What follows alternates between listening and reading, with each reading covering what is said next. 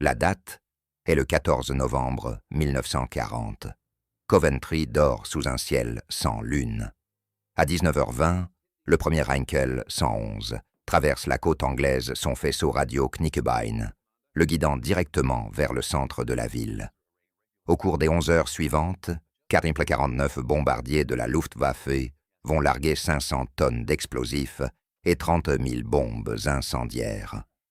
À l'aube, la cathédrale médiévale n'est plus qu'un squelette de pierre. 568 civils gisent morts, et les 2/3 des bâtiments de la ville ne sont plus que ruines ou flammes. Le Fighter Command enregistre exactement 0 interception confirmée cette nuit-là. 0. Ce n'était pas une exception, c'était la norme.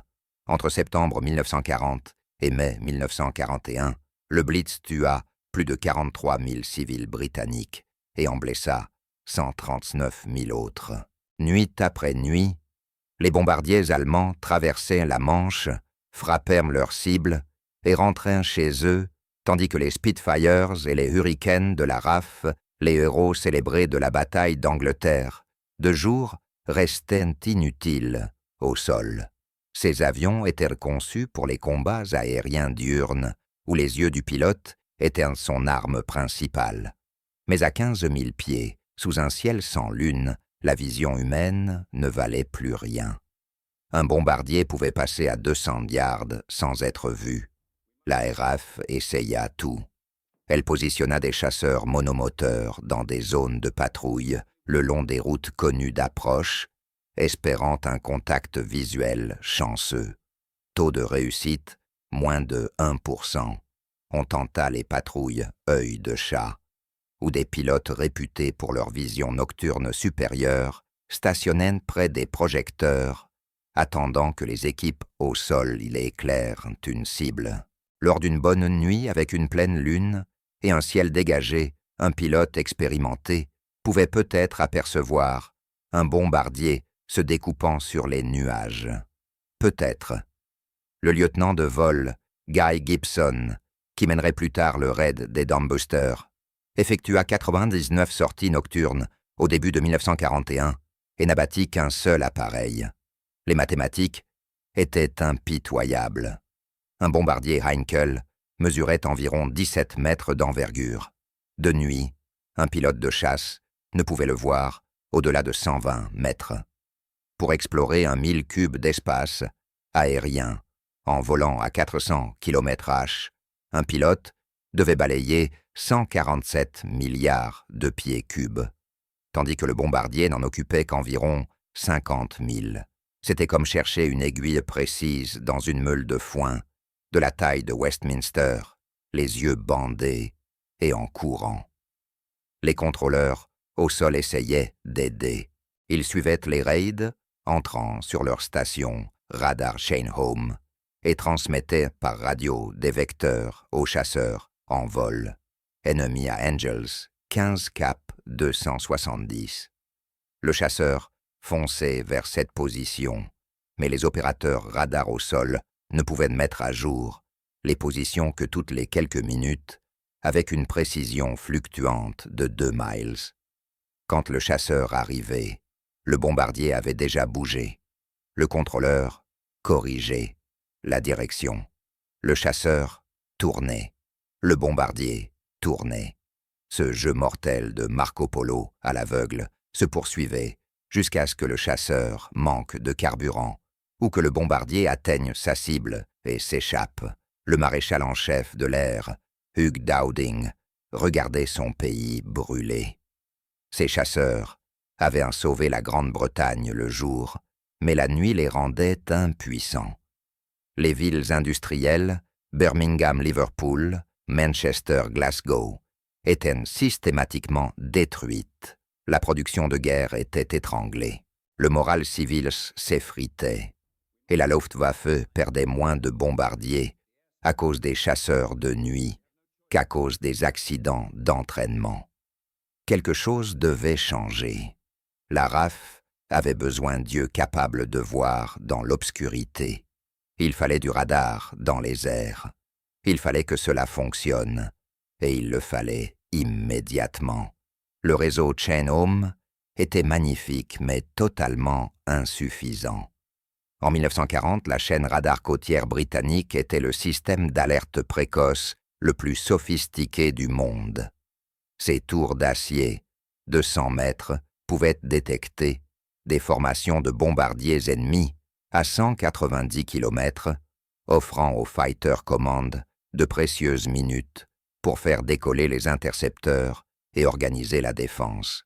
Le système avait été vital pendant la bataille d'Angleterre de jour, mais détecter un bombardier et le détruire étaient deux problèmes bien distincts. Voici à quoi ressemblait une interception dirigée depuis le sol en pratique. Une station Chain Home détecte un raid franchissant la côte. L'opérateur le signale au commandement des chasseurs. Formation hostile, plus de 40 appareils. Angels 12, vecteur 285, vitesse 180 nœuds. Le contrôleur oriente le chasseur de nuit le plus proche vers l'interception, Cap 310, monté à Angels 14. Le pilote acquiesce et vire. 4 minutes passent. Le radar au sol met à jour. La formation ennemie a légèrement viré et pris de l'altitude. Nouveau vecteur. Le chasseur ajuste sa route. 3 minutes plus tard, nouvelle mise à jour. Les bombardiers se sont divisés en groupes plus petits. Les calculs empirent. La précision du radar Chain Home était d'environ 2 miles horizontalement et 300 mètres verticalement, soit un volume de recherche d'environ 13 millions de mètres cubes. Dans cette bulle d'incertitude, plusieurs bombardiers pouvaient manœuvrer indépendamment. Le contrôleur choisissait un écho-radar et continuait de guider le chasseur vers lui. « Vous devriez être très proche maintenant, » disait-il. Le pilote fixait l'obscurité et ne voyait rien. Il se trouvait probablement à moins de 2 miles d'un bombardier, peut-être du bon, mais 2 miles de ciel nocturne formaient un vide infini. Certains contrôleurs développèrent une compétence quasi surnaturelle.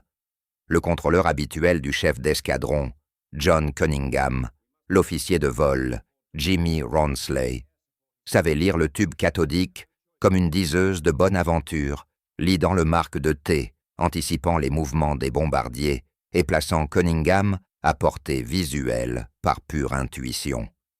Mais même le taux de réussite de Ronsley, avant la mi-1941, ne dépassait pas 5%.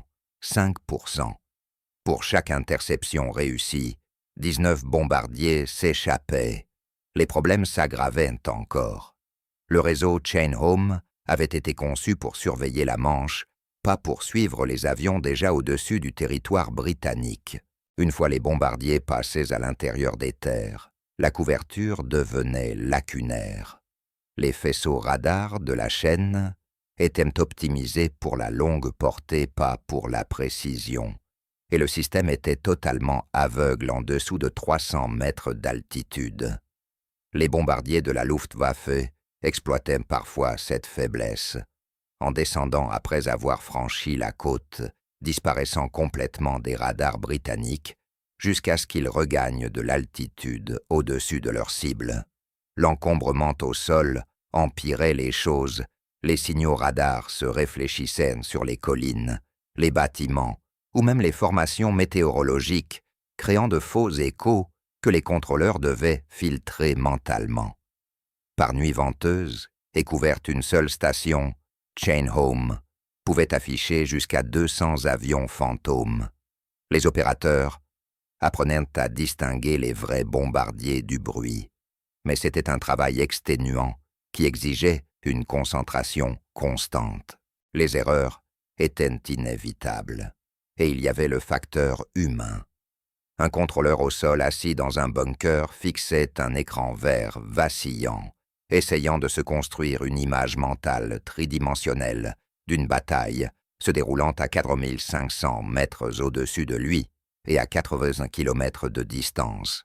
Le pilote de chasse, lui, était enfermé dans un cockpit, exigu, luttant avec les instruments, les gaz, et la compensation, forçant ses yeux, dans l'obscurité, tout en écoutant dans son casque la voix grésillante du contrôleur, lui ordonnant d'incessants changements de cap. Tournez à tribord de 10 degrés. Tenez la direction. Cible à 11 heures, 3000 légèrement au-dessus. 3000 et toujours rien à voir. Le coup du pilote le fait souffrir à force de scruter ses yeux, lui brûlant l'aiguille du réservoir d'essence. Et quelque part dans l'obscurité, l'équipage d'un Heinkel ajuste son viseur de bombardement sur une usine. La Grande-Bretagne avait besoin d'un radar embarqué d'un œil électronique, derrière les yeux du pilote, peignant le ciel devant lui. Il fallait une technologie assez compacte pour tenir dans un avion et assez puissante pour donner l'alerte avant la détection visuelle. Il leur fallait ce qui semblait impossible en 1939. Edward Bowen ne ressemblait pas à quelqu'un sur le point de transformer à jamais la guerre aérienne. Ce physicien de 27 ans travaillait à la station de recherche secrète de Boudsey Manor, sur la côte du Suffolk, là où le programme radar britannique était né. En 1936, Robert Watson Watt avait prouvé que le radar pouvait détecter les avions. En 1939, Bowen reçut une mission jugée impossible, réduire une station radar de la taille d'une maison à un dispositif capable de voler. Le prototype nommé AI, Mark Waze AI, pour Airborne Interception, était absurde selon toute norme raisonnable. L'émetteur pesait 100 kg, le récepteur 80 de plus. L'alimentation et l'écran portaient l'ensemble à environ 270 kg. À titre de comparaison, tout l'armement d'un Spitfire ne pesait que 130 kg. L'équipe de Bowen demandait donc aux pilotes d'emporter plus du double du poids de leurs canons pour loger une boîte noire expérimentale que la plupart des officiers de la RAF considéraient comme une pure fantaisie. L'écran, un tube cathodique de 5 pouces, luisait d'un vert spectral dans l'obscurité. 2 traces y apparaissaient, l'une pour les cibles à gauche ou à droite, l'autre pour celles au-dessus ou au-dessous. Quand les échos se rejoignaient au centre, on pointait théoriquement droit sur la cible.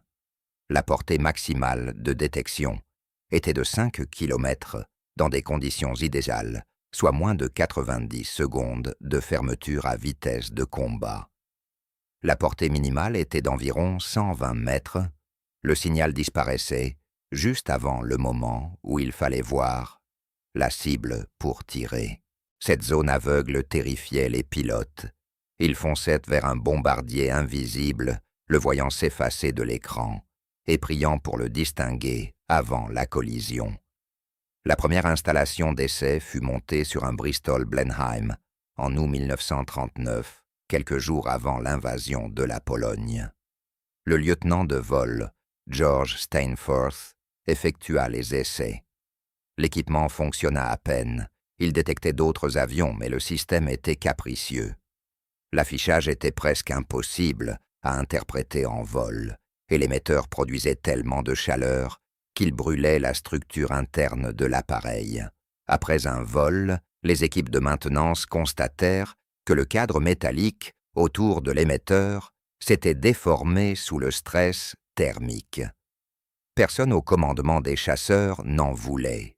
Les commandants d'escadron regardèrent le surpoids, la complexité, le taux de panne et les performances médiocres et prenaient des décisions parfaitement rationnelles. Retirer cette camelote de mon avion était la version polie. Certains furent moins diplomates. Le dispositif AI Mark III exigeait un équipage de 2 hommes, un pilote et un opérateur radar. Les chasseurs monoplaces ne pouvaient donc l'utiliser. Il fallait des bimoteurs. Blenheim Lands est peu maniable, ou Beaufighter pas encore en service.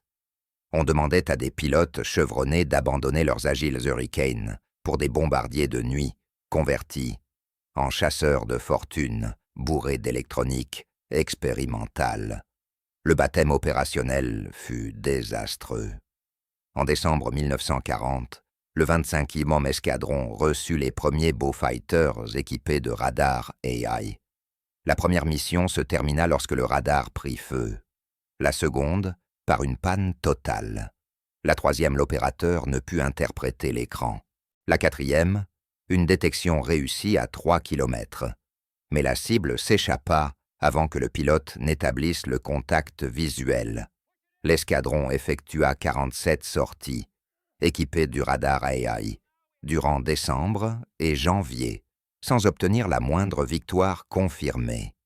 Pire encore, l'appareil mettait activement en danger les équipages. L'émetteur produisait une puissante énergie radiofréquence dans un espace confiné.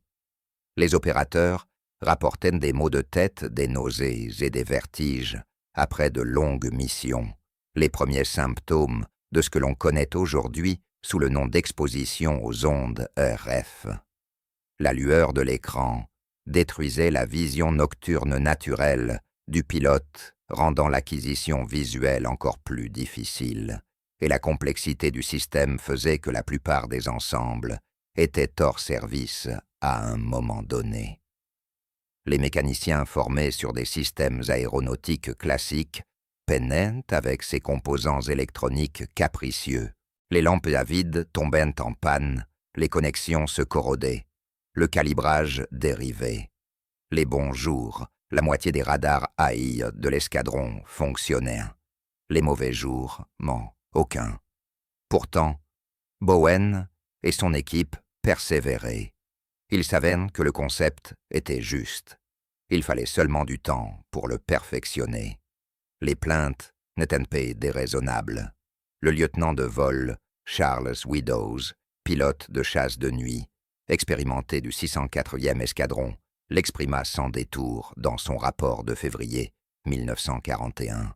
L'ensemble AI ajoute 270 kg à un avion déjà en surpoids, réduit notre vitesse maximale de 25 km/h, tombe en panne lors de 4 sorties sur 7, et lors des 3 où il fonctionne, nous n'arrivons jamais à portée visuelle avant de perdre le contact.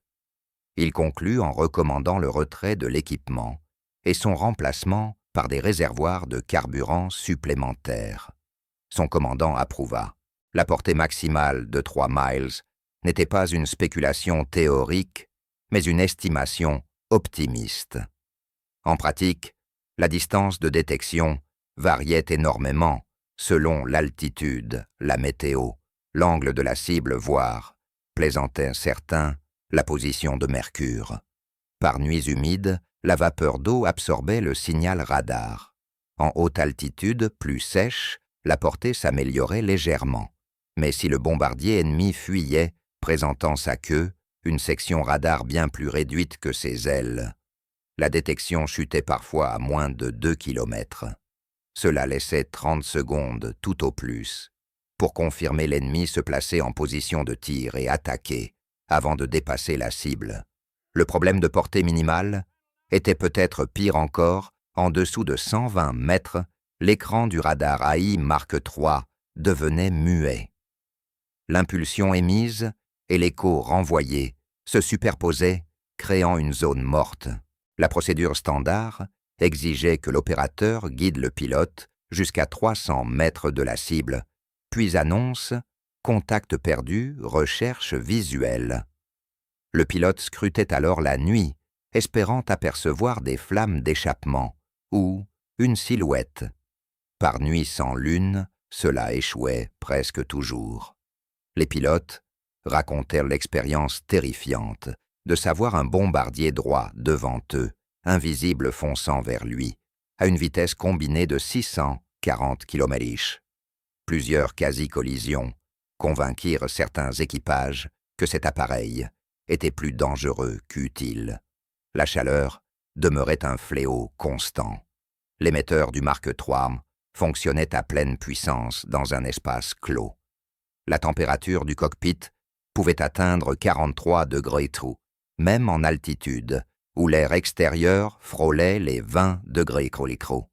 Les opérateurs, enfermés dans leur combinaison de vol épaisse, suaient à grosses gouttes devant un écran vert vacillant, frôlant l'épuisement. Certains se mettaient à porter le minimum de vêtements sous leur combinaison, ce qui posait d'autres problèmes lorsqu'ils devaient s'éjecter au-dessus de la Manche en hiver. La fiabilité était désastreuse. Une enquête interne de la RAF, en mars 1941, révéla que seulement 38% des avions équipés étaient opérationnels, c'est-à-dire moins de 4 sur 10 par jour. Les lampes à vide fragile brûlaient fréquemment. Les antennes fixées sur le nez et les ailes se dégradaient avec la météo, les vibrations ou les maladresses des mécaniciens. L'humidité s'infiltrait dans les circuits. Les alimentations électriques rudimentaires fournissaient des tensions irrégulières, déréglant ou détruisant les composants. La formation était insuffisante. Les opérateurs radars recevaient à peine 20 heures d'instruction avant d'être déclarés opérationnels. La plupart n'avaient jamais vu d'oscilloscope avant d'entrer dans la RAF. On attendait d'eux qu'ils interprètent des signaux complexes, distinguent les vraies cibles des parasites, calculent mentalement des angles d'interception et guident verbalement leurs pilotes, tout cela secoué dans un avion de combat de nuit. La courbe d'apprentissage était vertigineuse et les erreurs se payaient en missions gaspillées et en civils morts au sol. Les pilotes détestaient perdre en vitesse et maniabilité. Le Beaufighter était déjà plus lourd et moins agile que les bombardiers qu'il chassait. Ajouter 270 kilos de radar empirait tout. En cas de rencontre improbable avec un chasseur de nuit allemand, ils étaient des cibles faciles. Certains pilotes avouaient en privé qu'ils auraient largué le matériel s'ils l'avaient pu, ne le gardant que parce que les ordres l'exigeaient. En avril 1941, l'étiquette « inutile » semblait pleinement justifiée. L'équipement était peu fiable, dangereux, difficile à l'utiliser et n'avait produit que des résultats dérisoires. Plusieurs commandants demandèrent officiellement la permission de démonter les ensembles AI. D'autres équipages commencèrent à élaborer des tactiques alternatives, n'impliquant plus ces maudites boîtes vertes. Pourtant, le 19 novembre 1940, John Cunningham abattit son premier bombardier de la Luftwaffe. En mai 1941, il en avait détruit 15, devenant le meilleur pilote de chasse de nuit de la RAF. Les journalistes voulurent connaître son secret. La réponse du ministère de l'Air fut une diversion brillante, les carottes. L'histoire officielle affirmait que Cunningham possédait une vision nocturne exceptionnelle. Entretenu par un régime riche en vitamine A, il mangeait des carottes sous toutes leurs formes. Selon la propagande, cela lui donnait une vue surhumaine, lui permettant de repérer des bombardiers allemands que les autres ne voyaient pas. Le ministère de l'Information diffusa massivement cette version. Les journaux publièrent des articles sur Cat's Eyes Cunningham et sa vue légendaire. Le gouvernement lança même une campagne publique encourageant la population à manger des carottes pour mieux voir pendant les coupures de courant. Des affiches proclamèrent « Les carottes vous gardent en bonne santé et vous aident à voir dans le noir ». C'était une pure invention, enfin presque. La vitamine A entretient effectivement la vision et une carence provoque la cécité nocturne, mais aucune quantité de carottes ne confère des pouvoirs surhumains. Le succès de Cunningham ne devait rien à son alimentation, et tout au radar AI Mark IV installé dans son Beaufighter, ainsi qu'au talent de son opérateur, l'officier Jimmy Ronsley. Cette opération de désinformation servait plusieurs buts. D'abord, expliquer les succès de Cunningham sans révéler les capacités radar britanniques. Le renseignement allemand cherchait désespérément à comprendre pourquoi l'efficacité des chasseurs de nuit de la RAF avait soudain augmenté.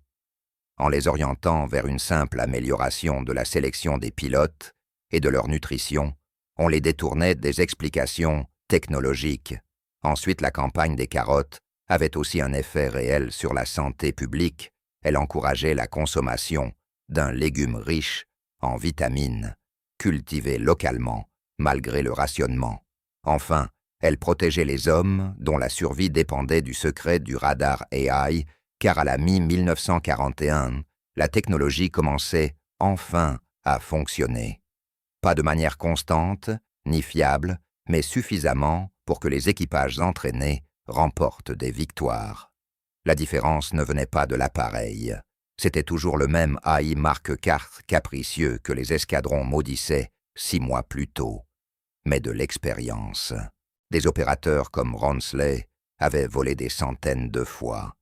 Ils savaient distinguer les vraies cibles des faux échos, avaient développé des techniques de suivi malgré les limites du radar, et possédaient une compréhension instinctive de la géométrie d'interception.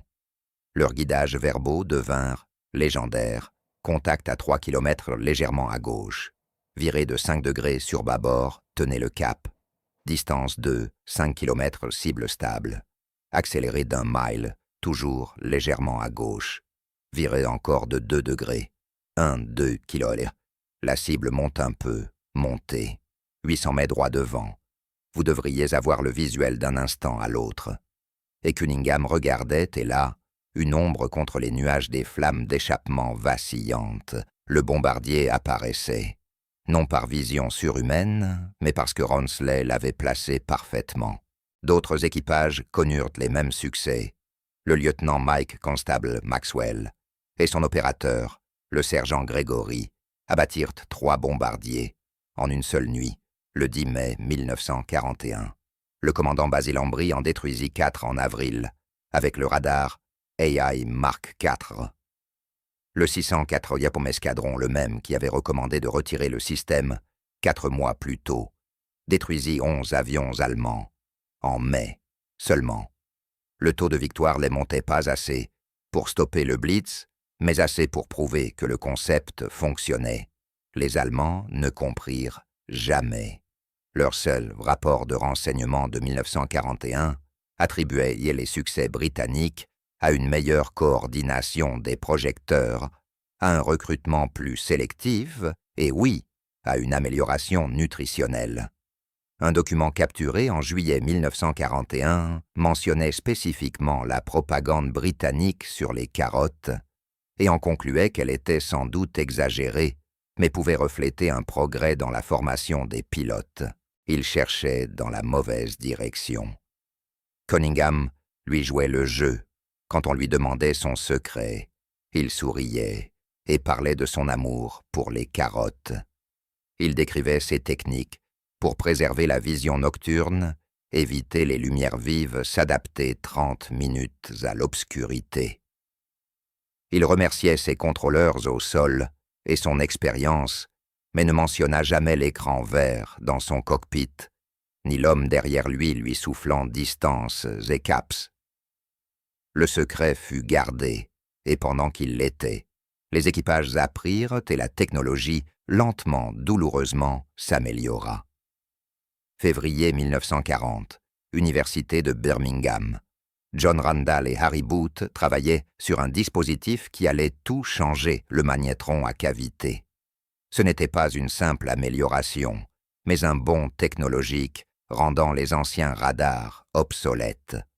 Le magnétron à cavité pouvait générer des ondes micro-ondes à des puissances jusque-là inimaginables, alors que l'AI Mark XIII fonctionnait à une longueur d'onde de 1,5 mètres.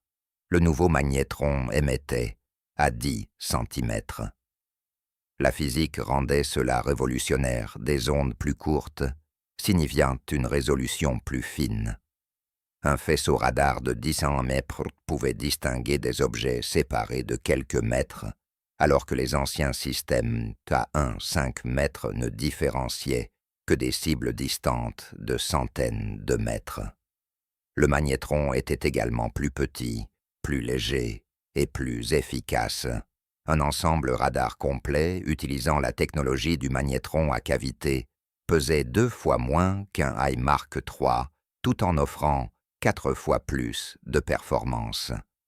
La portée de détection passa à près de 10 km tandis que la portée minimale tomba en dessous de 100 mètres. La zone morte se réduisit considérablement, mais la Grande-Bretagne ne pouvait pas en tirer parti seule. Produire des magnétrons à grande échelle exigeait une capacité industrielle que les usines britanniques constamment bombardées n'avaient tout simplement pas. En septembre 1940, la mission Tizard, du nom du physicien Henry Tizard, emporta les secrets militaires les plus précieux du Royaume-Uni vers l'Amérique. Dans une boîte métallique noire se trouvait un magnétron à cavité expédié aux États-Unis, sans doute la cargaison la plus précieuse jamais transportée à travers l'Atlantique. Les ingénieurs américains du laboratoire de radiation d'Humité virent immédiatement le potentiel de ce dispositif. En mars 1941, ils avaient conçu les méthodes de production, et en octobre, les usines en fabriquaient déjà en série. L'industrie américaine, encore libre des contraintes de guerre, accéléra la production à une vitesse que nul n'aurait cru possible. Les magnétrons commencèrent à revenir en Grande-Bretagne au début de 1942. Le radar AI Mark VII entra en service en mai 1942. Il utilisait la nouvelle longueur d'onde centimétrique et offrait aux opérateurs un affichage enfin compréhensible. Au lieu de tracés abstraits sur un tube cathodique, le Mark VII présentait un indicateur de position plane, une véritable carte radar. Les cibles apparaissaient comme des points lumineux sur un écran sombre, avec des cercles indiquant les distances. L'opérateur pouvait voir simultanément tout ce qui se trouvait dans un rayon de 10 km, la position de la cible, son mouvement même d'autres avions dans la zone. La présentation était assez intuitive pour que les pilotes puissent l'interpréter eux-mêmes si nécessaire. Mais le Mark VII n'était qu'un début. Le radar AI Mark VIII, introduit dans les escadrons au début de 1943, associait la fabrication américaine à l'expérience opérationnelle britannique. Sa portée de détection atteignait 13 km contre des bombardiers de taille moyenne, et la portée minimale chutait à 120 mètres toujours, une zone aveugle mais désormais gérable. L'appareil était plus fiable, plus simple à entretenir, et même plus léger que ses prédécesseurs. Une installation complète de Mark VIII pesait 200 kilos, soit 70 de moins que le vieux Mark III. Le chasseur de nuit Mosquito changea tout. Cet avion était rapide, près de 600 km/h, en altitude plus rapide que la plupart des bombardiers qu'il pourchassait. Il était maniable, avait une longue autonomie et avait été spécifiquement conçu pour accueillir un équipement radar. Le Mark VIII s'intégrait parfaitement dans le nez du Mosquito, ses antennes étant incorporées dans la structure au lieu d'être fixées à la hâte à l'extérieur. Le pilote et l'opérateur, radar, étaient assis côte à côte, ce qui améliorait grandement la communication. Lorsqu'un équipage de Mosquito obtenait un contact radar, il disposait de la vitesse nécessaire pour se rapprocher rapidement et de l'agilité pour manœuvrer jusqu'à la mise à mort.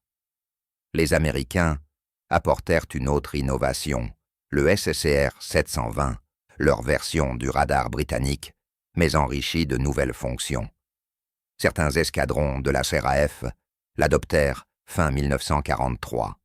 Le SSR 720 offrait une portée de détection de 16 km et incluait un mode balise permettant aux chasseurs de retrouver leur base par mauvais temps, une fonction qui sauva de nombreuses vies, évitant à des équipages de s'abîmer dans la mer du Nord. La formation s'améliora de manière spectaculaire. En 1943, les opérateurs radars recevaient jusqu'à 200 heures d'instruction avant leur déploiement. Ils s'entraînaient sur des simulateurs, au sol, reproduisant des interceptions aériennes, puis effectuaient des dizaines de vols d'exercice avec des équipages chevronnés. La RAF créa des unités spécialisées d'entraînement au combat de nuit. où les nouveaux pilotes et opérateurs apprenaient les techniques d'interception dans un environnement contrôlé avant d'affronter le combat réel. Les procédures de maintenance évoluèrent elles aussi. Les mécaniciens comprenaient désormais parfaitement l'équipement. Ils disposaient de bancs d'essai adaptés, de manuels détaillés et de pièces de rechange suffisantes. Les taux de disponibilité dépassèrent 80%. À la fin de 1943, 8 chasseurs, équipés sur 10, avaient un radar pleinement fonctionnel, un renversement complet par rapport à 2 ans plus tôt. La technologie avait mûri, les tactiques avaient mûri, les équipages aussi. À la fin de 1943, le matériel jadis jugé inutile était devenu le système de combat nocturne le plus redoutable du monde. Les chiffres parlent d'eux-mêmes. Entre janvier 1941 et mai 1944, les chasseurs de nuit de la RAF, équipés de radars AI, abattirent plus de 600 bombardiers de la Luftwaffe lors d'opérations au-dessus de la Grande-Bretagne et de l'Europe occupée. Ce chiffre ne concerne que les victoires confirmées, avions vus s'écraser ou exploser avec débris retrouvés et identifier le nombre réel, étant probablement bien supérieur, beaucoup de bombardiers endommagés s'écrasant en France ou disparaissant en mer du Nord. Le 80e escadron menait le classement avec 108 victoires confirmées. Il fut parmi les premiers à recevoir les Beaufighters équipés du radar AI en 1941, endurant les défauts du système tout en développant des tactiques que d'autres escadrons adopteraient plus tard. En 1943, volant sur Mosquito avec radar AI Mark 8, ils abattèrent des bombardiers à un rythme qui aurait paru impossible 2 ans plus tôt. Leur meilleur équipage, le commandant Michael Allen et le lieutenant Tom Slack, revendiqua à lui seul 21 victoires. Le 29e escadron, spécialisé dans les missions d'intrusion nocturne, en totalisa 104. Il se spécialisait dans les missions d'intrusion à longue portée, utilisant le radar AI pour traquer les bombardiers allemands au-dessus de la France et des Pays-Bas, soit lorsqu'ils se formaient en groupe, soit lorsqu'ils rentraient à leur base. C'était un travail extraordinairement dangereux. Ils volèrent seuls profondément en territoire ennemi, dépendant entièrement du radar pour trouver leurs cibles, tandis que les contrôleurs allemands guidaient leurs propres chasseurs de nuit contre les intrus. Le lieutenant de vol, Richard Stevens, et son opérateur, l'officier Kellett, obtinrent 14 victoires confirmées avant que Stevens ne soit abattu au-dessus de la Belgique en octobre 1943. Le 614e escadron, souvenez-vous celui-là même, qui voulait retirer l'équipement, AI au début de 1941, détruisit 98 avions allemands. John Cunningham, le pilote surnommé Cat's Eyes, réalisa la majorité de ses 20 victoires confirmées au sein de ce même escadron. Son succès convainquit les équipages sceptiques que la technologie méritait d'être maîtrisée. À la mi-1942, le 110e escadron était devenu l'une des unités de chasse de nuit les plus efficaces du Fighter Command. Le taux de destruction s'accrut de façon spectaculaire après le milieu de 1942. Sur l'ensemble de 1941, les chasseurs de nuit, équipés de radars EIA, détruisirent environ 85 avions allemands. En 1942, ce nombre monta à 175. En 1943, il atteignit 230. Les 4 premiers mois de 1944 seulement comptèrent déjà 110 victoires confirmées. Cette amélioration reflétait à la fois de meilleurs équipements, un entraînement supérieur et des tactiques affinées, mais aussi le fait que la Luftwaffe avait repris ses bombardements sur la Grande-Bretagne après une accalmie à la fin de 1941 et au début de 1942.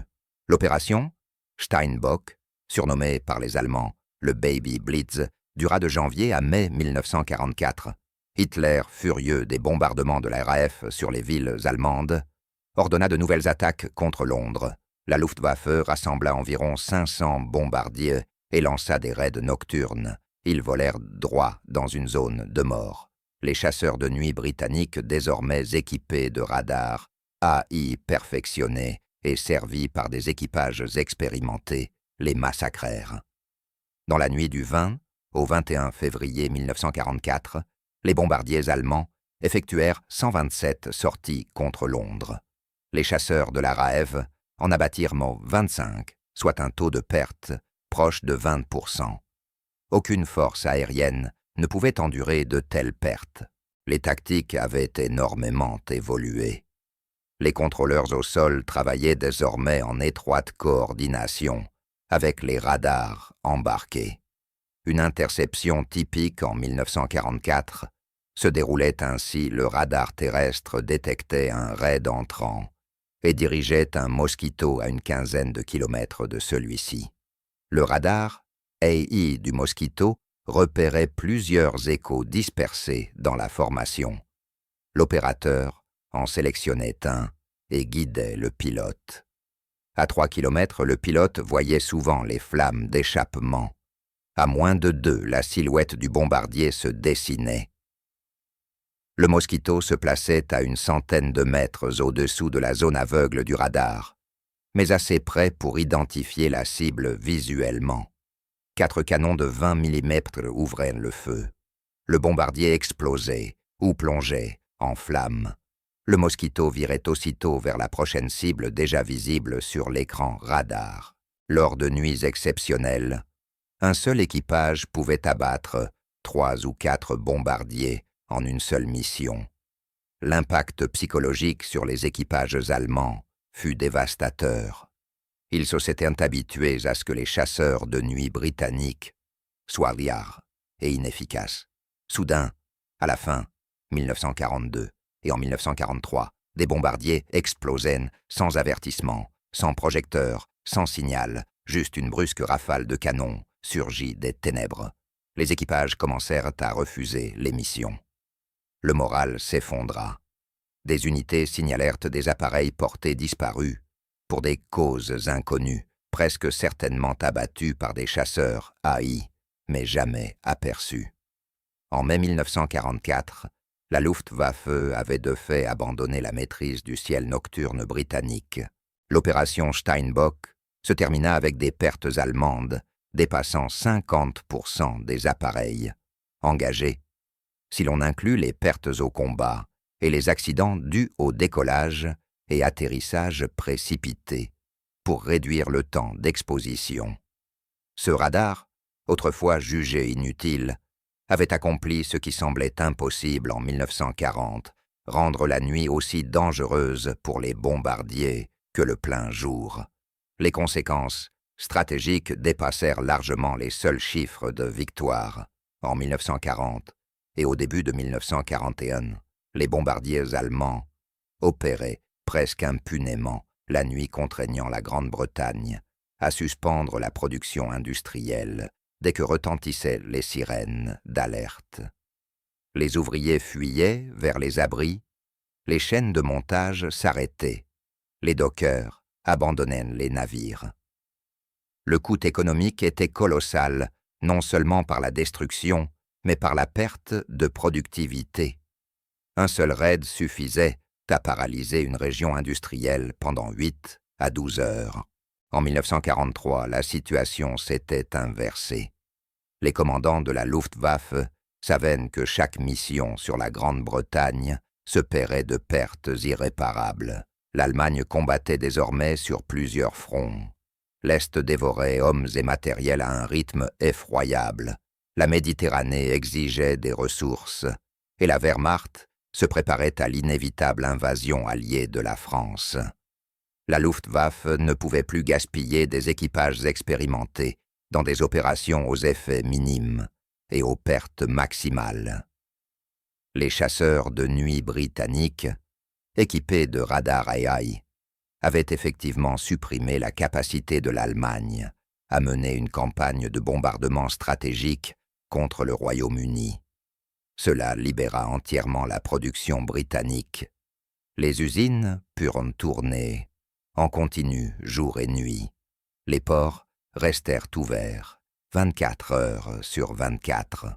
L'infrastructure destinée à soutenir le débarquement de Normandie, la plus vaste opération amphibie de l'histoire, fut construite et assemblée sans la moindre interférence allemande. Pensez-y, des millions de tonnes de matériel, des milliers de véhicules, des ports entiers préfabriqués s'amassaient dans le sud de l'Angleterre, tandis que la Luftwaffe observait impuissante de l'autre côté de la Manche. Elle savait que l'invasion approchait, elle voyait l'accumulation par les vols de reconnaissance, mais elle ne pouvait rien faire, pas même perturber sérieusement cette préparation, car ces bombardiers ne pouvaient plus survivre face aux chasseurs de nuit britanniques. La technologie pionnière du radar AI devint la base doctrinale de l'interception moderne. Aujourd'hui, toutes les forces aériennes du monde forment leurs pilotes de chasse à utiliser le radar comme capteur principal, la vision directe ne servant qu'à la confirmation non plus à la détection initiale. Le concept de l'équipage à 2 pilotes et officiers des systèmes d'armes naquit des opérateurs radars de l'époque et demeure la norme dans les chasseurs de pointe. Les procédures d'interception dirigées depuis le sol élaborées durant la bataille d'Angleterre ont évolué pour devenir le contrôle aérien moderne et les systèmes de commandement et de coordination militaire. Le magnétron à cavité, qui permit la naissance du radar AI perfectionné, donna ensuite naissance à des dizaines d'autres technologies. Les mêmes principes physiques qui permettaient à un chasseur britannique de détecter un bombardier à 12 km rendirent possible les radars de surface navale, capables de repérer les périscopes de sous-marins, les radars de conduite de tir des canons anti-aériens, et après la guerre, le four à micro-ondes dans votre cuisine. Cet appareil, qui réchauffe vos restes, est un descendant direct de la technologie qui sauva la Grande-Bretagne. Mais il existe un héritage plus sombre. La course aux armements, entre radar et contre-mesure radar amorcé avec le radar AIA, ne s'est jamais arrêtée. Les avions furtifs modernes sont conçus précisément pour échapper à la détection radar. La guerre électronique, le brouillage, la tromperie, le renseignement électromagnétique sont devenus des éléments essentiels de tout conflit militaire. Le jeu du chat et de la souris, entre détection et invisibilité, né au-dessus de la Grande-Bretagne en 1940, continue aujourd'hui dans tous les espaces aériens disputés, Syrie, Ukraine, mer de Chine, méridionale, partout. La même lutte fondamentale demeure, l'un cherchant à voir, l'autre à disparaître. Mais en 1944, dans la salle des opérations de la base de la RAF à Hunsdon, observant les tableaux d'état où les bombardiers allemands étaient abattus plus vite qu'ils ne décollaient, le maréchal de l'air de Roderick Hill percevait la transformation avec clarté. Cette même Luftwaffe qui avait incendié Coventry, ravagé Londres et tué des dizaines de milliers de civils n'était pas détruite, mais brisée, comme force offensive. Elle continuerait à se battre encore un an, mais elle n'était plus une menace pour les villes et l'industrie britannique. Ces 600 victoires confirmées représentaient bien plus que des chiffres chacune d'elles, signifiaient un équipage ennemi qui ne bombarderait plus jamais une charge d'explosifs, qui ne tomberait pas sur des foyers civils, une nuit durant laquelle les ouvriers pouvaient dormir et les usines continuaient à tourner.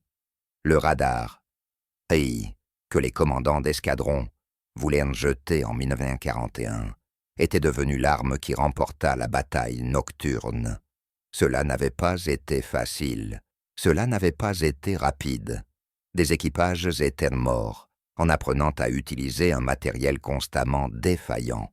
Des ingénieurs avaient travaillé 18 heures par jour à perfectionner des systèmes jugés fondamentalement imparfaits.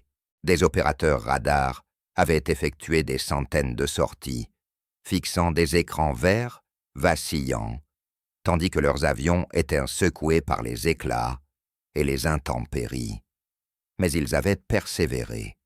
Ils avaient transformé un fardeau de 270 kilos en un atout décisif. Ils avaient prouvé que la persévérance et l'amélioration progressive pouvaient triompher d'obstacles techniques apparemment insurmontables. Et ils avaient fait en sorte que lorsque l'aube se leva, le 9 mai 1945, et que la guerre en Europe prit fin, la Grande-Bretagne meurtrie et épuisée demeure debout, invaincue. Les chasseurs de nuit avaient tenu la ligne.